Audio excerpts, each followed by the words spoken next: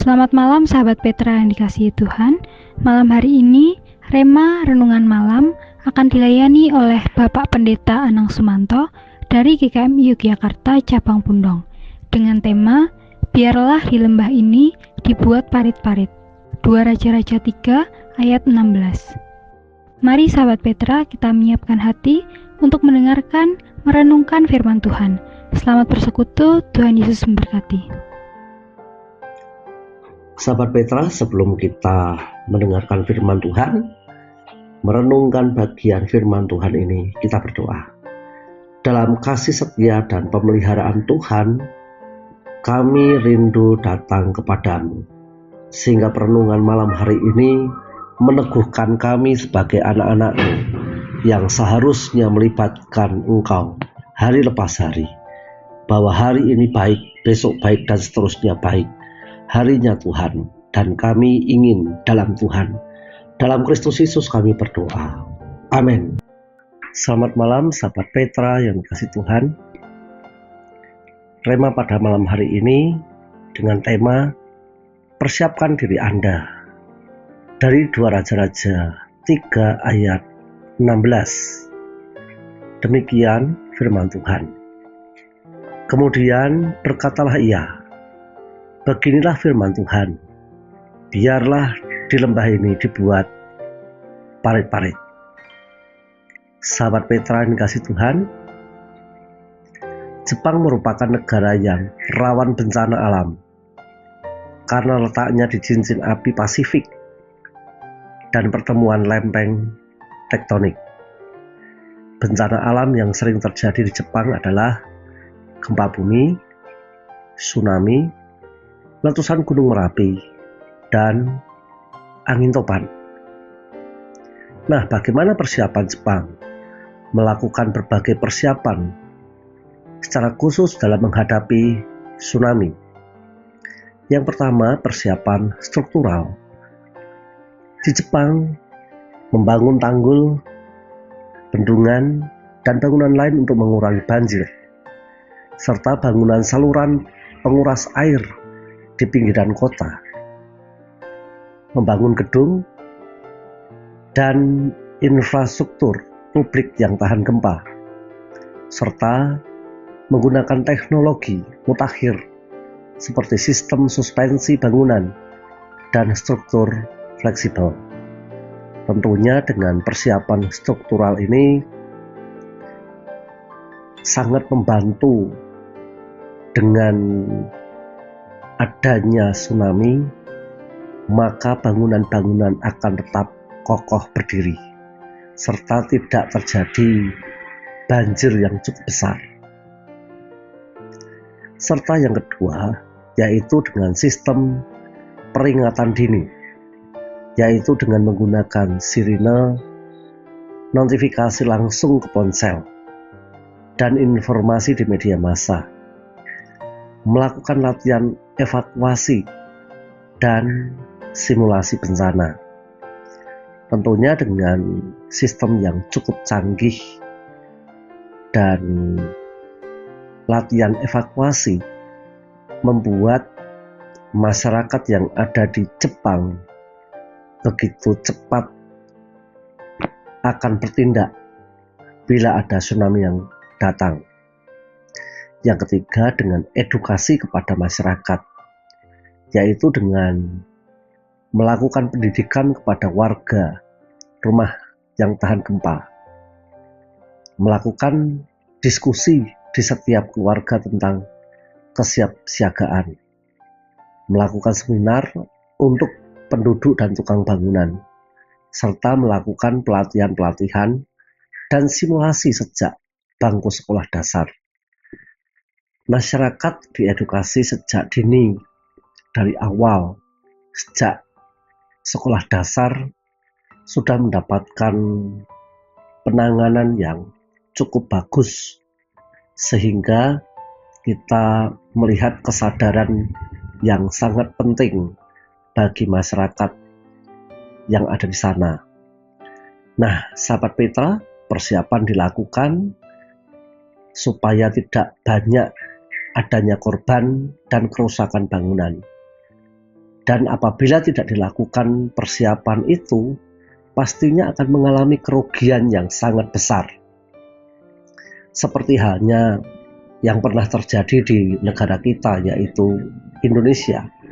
Pada saat itu ada bencana tsunami tahun 2024. Di sana banyak yang meninggal, banyak memakan korban, dan juga kerusakan yang sangat parah. Mengapa musibah yang ada di Indonesia banyak mengakibatkan kerusakan dan korban? Karena edukasi dan persiapan ke masyarakat tentang tsunami sangat minim di negara kita. Sahabat Petra, demikian halnya persiapan atau strategi. Bila kita melihat strategi persiapan perang yang dapat kita temukan dengan hasil yang berbeda, melihat dua langkah yang juga berbeda dari pengalaman Yoram. Kita akan melihat strategi yang pertama. Yoram adalah Raja Israel. Dia bersekutu dengan Raja Edom dan Raja Yehuda, berperang bersamanya untuk menghadapi pemberontakan Raja Moab. Namun, setelah ia berkeliling menempuh 7 hari perjalanan, ia menghadapi kesulitan karena tidak mendapatkan air untuk para tentara dan hewan yang mengikuti mereka. Raja Yoram menyadari bahwa pasukannya tidak akan bisa bertahan bila pasukan Raja Moab datang menyerbu, dan Allah lain yang selama ini disembahnya tidak dapat menolongnya. Kita dapat melihat jelas bahwa strategi dan persiapan yang dilakukan oleh Yoram gagal total, sekalipun melibatkan 3 raja dan Allah lain. Sepertinya ini kekuatan yang besar, seperti kekuatan tsunami, gelombang tsunami yang besar dengan kekuatan 3 raja dan Allah lain. Tetapi kenyataannya ini gagal total, sebab kita lihat bahwa ini seperti kekuatan angin sepoi-sepoi saja. Nah, yang kedua, strategi yang kedua ini kita akan melihat bahwa Yoram pada waktu itu menghadapi keadaan genting. Dengan keadaan genting itu, dia terpaksa meminta pertolongan kepada Elisa. Kalau Bapak Ibu membaca di ayat 12, ayat 11 dan 12. Awalnya jelas, Elisa dengan tegas menolaknya karena tahu bahwa Allah yang Yoram sembah adalah berhala, dan Yoram sudah menduakan Tuhan Allah Israel. Elisa menyuruhnya untuk pergi meminta pertolongan kepada Allah lain yang mereka sembah. Karena dilihatnya ada Yosafat bersama mereka, akhirnya Elisa ingin menunjukkan kepada 3 raja itu bahwa Allah Israel lah yang berkuasa. Elisa menyuruh mereka menjemput pemetik sapi. Dapat kita baca di ayat 15. Maksudnya supaya memainkan kidung-kidung untuk mempersiapkan hatinya mendengarkan firman Tuhan. Ketika pujian dikumandangkan, kuasa Allah melingkupi Elisa. Ia pun memberitahukan strategi perang untuk menghadapi Moab. Karena itulah mereka berhasil mengalahkan Moab. Dapat dilihat di sini, sahabat Petra, bahwa hal yang kedua ini bukanlah strateginya Yoram, namun firman Tuhan yang berbicara kepada Elisa dengan memberitahu strategi yang benar dalam menghadapi Moab. Kemenangan besar terjadi di saat melibatkan Tuhan yang benar. Dan dalam keadaan yang genting, minta bantuanlah kepada hambanya atau utusannya untuk membimbing. Andalkan Tuhan, satu-satunya yang hidup, satu-satunya yang penuh kuasa, sehingga kita dapat melangkah dengan benar dan penuh keberhasilan. Sahabat Petra yang dikasihi Tuhan, kuasa Allah membuat gulungan